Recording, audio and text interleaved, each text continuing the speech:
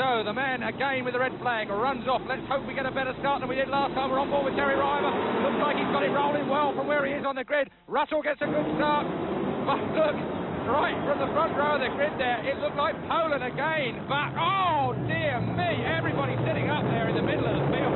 Well, that was very lucky not to end in tears there. It looked to me like we're going to have a few riders in the dirt, but Pirovano got off the front. But it's Carl Fogarty that has already forced his way. But he said he was fired up. He's scary, isn't he?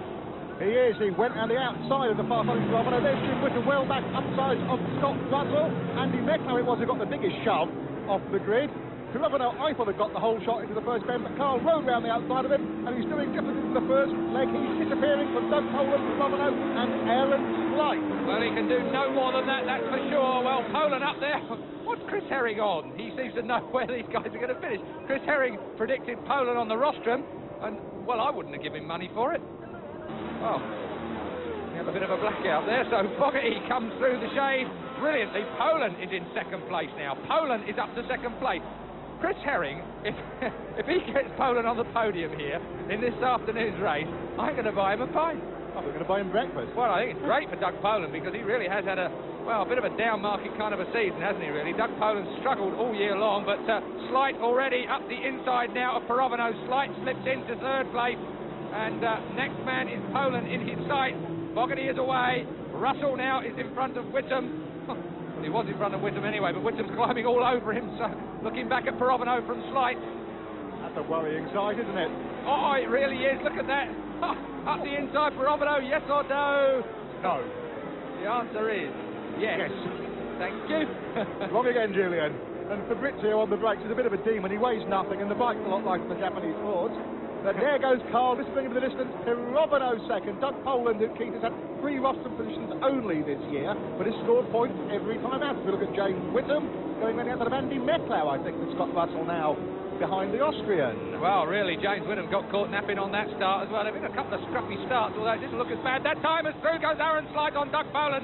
Oh, sits that teammate, inverted commas. No love lost ever on the track between teammates, even though I'm sure both those men, who are both really nice fellas, are friends off a bit. Looking back down the pack, Tempe 6 going through there at the back of the grid. Poor old Tria Giorgio picking up just a few points. That looked to me like Pirovano is out. Pirovano pulls to the side, so Pirovano's bike has gone pop again. That's the end of Pirovano. Well, like race number 1, Fabrizio Pirovano, after looking very promising indeed, goes out. Fingers crossed, and I'm going to hold both sets of fingers crossed now for that man, Carl Fogarty, just gone through our screen, because if his bike stays together, at least he'll get some points back. This man, though, Aaron Slight, bike 3, championship leader by a mile. Russell right with him, though, following him through, but the dejected Italian, you can see how big he is there. He's only sort of knee-high to a Ducati, isn't he? Yeah, it's a very small motorcycle. Fabrizio qualified third. DNF with electrical problems in the first race. Same again. Scott Russell now up to third, having got past Doug Poland and keeping very close company with Aaron Slight. And Carl Fogarty continues to his disappearing act. There he is. He's back in vision at the front of the field. Yeah, Chris Herring oozing confidence on behalf of James Whitham, I'd say, as we look at the second place man, Aaron Slight, exhibiting, well, toughness beyond the call of duty, I'd say. Now, has he put a vital couple of bike lengths into Scott Russell? Russell is not quite joined to him at the hip as he has been for most of this race, and there's Chris Herring prediction coming through as James Whitham starts to bridge the gap between Poland and Russell. James Whitham was saying that his tyres were as good in the last lap as they were the first couple of laps, so I think we won't have a problem there. I think the tyres will do the distance. It was also said by Aaron Slight that he's got a bit of a problem with the front. I mean, how do you compensate for that if you're tipping it in and it's just not with you? Oh, maybe his bike's a bit more biased to the front end, so maybe Slight will have a problem, but if James can just get in the slipstream here and get caught up with him, he might be able to get by the pair of them here.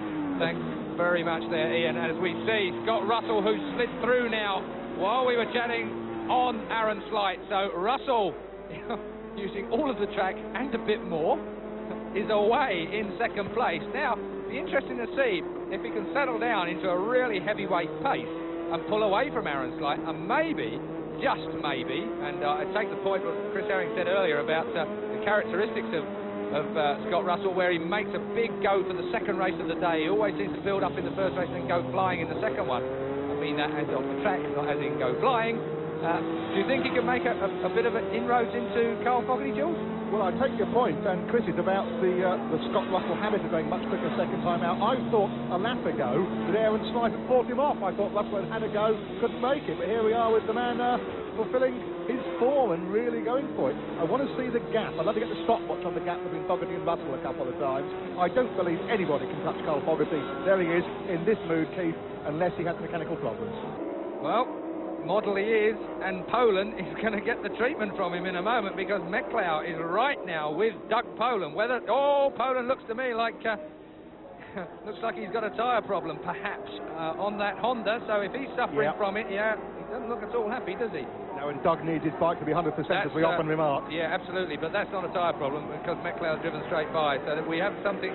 Maybe he's got a gear change problem or something along those lines. It certainly didn't look. It looked like he was struggling with some controls, but down the right-hand side, so that's the brake lever as far as that's concerned. So I wonder whether he has a problem. Can't imagine the rear brake affected him much, not unless it's stuck on. Well, the bike definitely had a bit of movement there, didn't it, in that right-hander, and that slowed Doug down. He certainly didn't carry as much speed onto the straight as normal, and as you said, Andy Meclau drove straight past. Now, there's James, and Doug Poland has gone straight back past him. Yes, he has. Number 23, Doug Poland, back in front of Andy Meclau. So that was a temporary problem, may we assume? Well, yeah, I think that's all we can do. So Doug Poland, whatever his problem is, it's intermittent, so he's going to hang on in there, but that's given James Whitham a little bit of relief, because he doesn't now have to worry quite so much. Now, where was Aaron Slight? That was my question. Where was Aaron Slight? We saw Scott Russell go through the picture then, but we did not see Aaron Slight. So somewhere, and I can't imagine Aaron Slight would have pulled that far away from Scott Russell if he'd made a move. Well, Carl Fogarty leads this race. We now look to see what has happened to Aaron Slight and wait for our Indonesian race director to try and pick up the hot news out on the track there. And please give us a bit of information regarding that. So, Carl Fogarty is off the front. Whitham is okay here, I think now in third place. Scott Russell was second with Aaron Slight right with him. Scott Russell may have made a mistake, of course, and we keep getting glimpses of the back of Scott Russell's bike. We don't see what's in front of him. He's made a mistake. There's Aaron. So Aaron Slight has pulled away a mile. That's good call for Julian.